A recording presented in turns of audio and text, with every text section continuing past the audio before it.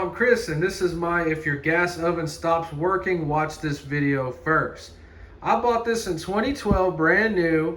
I have an electric oven as well, so I hardly ever use this. I probably made like 3 or 4 pizzas in this in 9 years. So the last pizza that I made was about a month ago. This thing was working great. I'm putting my floors in, so I had to pull it out and disconnect it one last time. So I connected it back in, and now it doesn't work. So the fact that it's only been used 8 or 9 times and worked last month really started to freak me out. So go ahead and take everything out. The first thing we're going to do is turn it on and see what happens. This is a gas stove from 2012. It does not have a pilot light. It uses an electric igniter. Okay, so I was watching a TV show waiting for that preheat light to beep. It never did. It's also very wise to make sure that your gas is on. Maybe you forgot to pay the bill. Okay, so we know the gas is working. We're gonna wait for that igniter to cool down a little bit. We know we have gas coming to the range. We need to go ahead and unplug everything. So we are gonna be needing a multimeter that can check resistance, a little horseshoe ohm sign right there. So this is the best view I can get. I apologize if it does not satisfy you. So we are going to draw a wiring diagram so you can understand this, and we're going to give a basic idea how to check this. Now, what was wrong with my stove and gave me the energy to make this video was, you see where that gas line comes in. This part right here, I don't know if this is a safety valve as well, but something happened. Maybe I shut it off when it was on and caused a pressure differential in there or something. I don't know, but this has a safety feature on it as well, and it's shut off. I don't know if you can see that at the bottom, but there's a little lever that got switched off. I have no idea how this got switched off, but it did. That was the problem.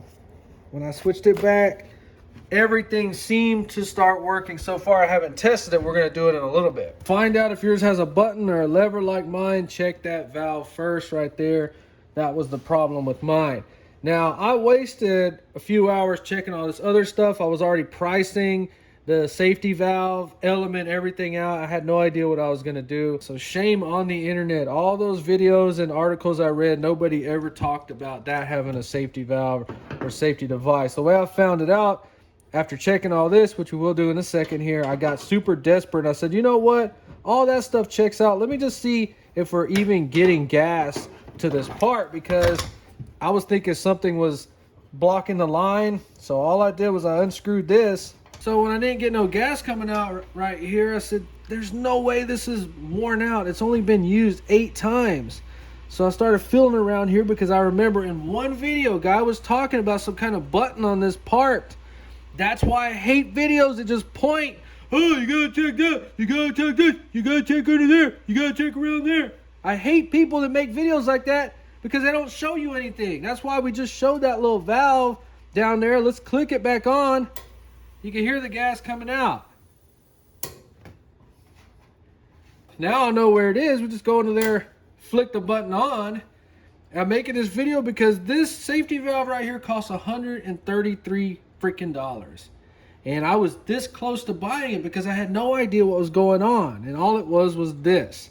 So let's say your oven don't work, you crack that line right there and you're getting gas to the safety valve. These next test, the oven is unplugged. You need to go ahead and take these 2 terminals off of the gas safety valve, and just so you know, this is 120 volts from the wall, and this is a neutral or ground wire. You're gonna have to go on the internet and find out what your range is gonna be. This one is 2 to 4 ohms, and as you can see, it checks out. So this is one of those tests that kind of works, but that's all you can do. You can't open that up and check out what's inside.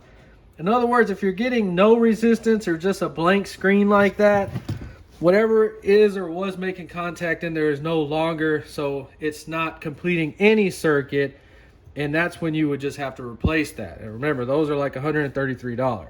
So another thing to note is you never test this with straight power. The way this is designed, it's in series run through the igniter, and then what's left off the igniter runs back over here. We'll draw a picture in a little bit. So the sad thing is the igniter could be screwed up, and then it sends all that power here burning this up. But when you look this up online, they'll say that the safety valve right here hardly ever goes bad on its own. So we can go ahead and hook this thing back up.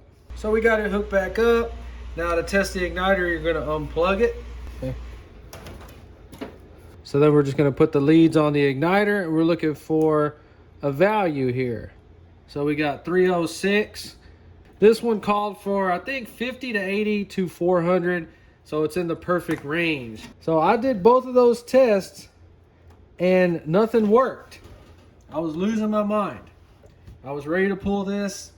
That's when I found that button, clicked it on. Now let's see if this thing works. So I do not make fake videos. I have not tested this oven since I found that little switch. Let's go ahead and turn the oven on like we normally do, and let's see if it comes on like it used to. It should. If it doesn't, I am going to be very, very mad. So we see our igniter's heating up, 306 ohms of resistance, and the rest of it wired in series is now going to the safety valve, hopefully opening up that gas valve.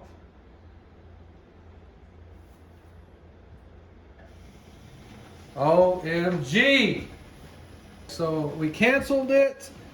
So now the juice, so it happened a lot faster than I thought. But what happened was once we kill that power, that bimetallic strip is cooling down, and then the spring is closing the safety valve. So everything worked out. Let's just draw a super quick picture, because you have to understand how all this stuff is in there so you know what to test and why you're testing it. Just so you can visualize what's going on right here. So remember our big line going in, we cracked it right here to see if there was gas, and there was none. I reached down around this valve and I found the safety switch on the bottom. It was a little lever, and as soon as I hit it, the gas flowed, and I found it right there, tightened it back up, everything was good. So this is my first time troubleshooting an oven. I'm not sure what goes on in this valve. It must have some kind of pressure differential switch or a safety switch where the pressure drops too quick. It releases something to shut it off. So always check that switch, safety switch, red button, some kind of thing, feel all around there. Really check that out, because I almost lost my mind over a little lever like that. So this is your first thing you want to check. So this has your 110 volts coming in. Notice how it's ran in series. It goes through the igniter, heats that up. And remember, we had 306 ohms. That's a whole bunch of resistance, because this is some kind of semiconductor, some kind of alloy, I have no idea, that's going to heat up like that. But that's why it has so much resistance, because it's releasing it as heat. And then whatever is left over, it's actually coming over here to this bimetallic strip on the gas safety valve. So you can just imagine a piece of alloy that's going to do the same thing like that. It's going to heat up, and it's going to either bend it one way or the other. Whatever it does, it's moving it, and then as it moves, it's pulling that little valve open. That's why when we kill power here, we're killing that circuit. So this strip is no longer being heated and contorted. It's actually going back to its normal shape where the valve is closed. The spring is helping it. So that's why it has the spring. It heats up, it warps or bends, opens the valve, cools down, the spring pulls it back in place. That's why they say this valve hardly ever goes out. And that's why they say never run 110 to test this, because you can overheat that little strip and possibly just burn this thing out, where now you're not going to have any resistance. But does that make sense? We have less resistance here because we're only heating up a little tiny strip to move that. We have a whole bunch of resistance, releases heat to ignite our gas. All right, so we got everything back in. Let's give it a final test. I accidentally deleted a bunch of my footage. Don't ask me how I did that. We're gonna go to bake, we're gonna go to start. We're gonna watch that igniter light up. As soon as it's satisfied, it's gonna send the power to the safety gas valve.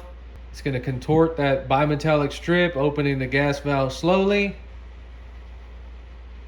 It's only been about 30 seconds. There we go. So we're gonna go ahead and shut it off.